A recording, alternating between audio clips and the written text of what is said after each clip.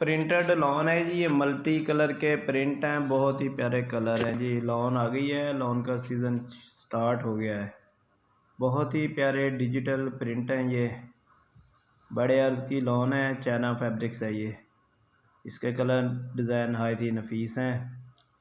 ये 56 इंच बार होता है इसका। 2.25 गज़ में शर्ट बन जाती है। अगर कोई फ़्रॉक बनाना चाहे तो 2.5 गज़ 3 गज़ की बन जाती है।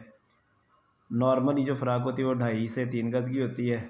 अगर कोई घेर ज़्यादा रखें तो फिर 3.5 गज़ कपड़ा लगता है।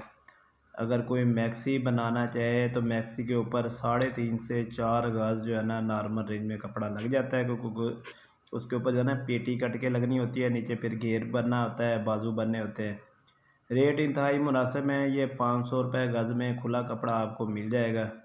जो भी लेना चाहे दुकान के ऊपर आकर ले सकता है। ठीक है गाइस, वीडियो पसंद आई हो तो लाइक कीजिएगा, शेयर कीजिएगा और सब्सक्राइब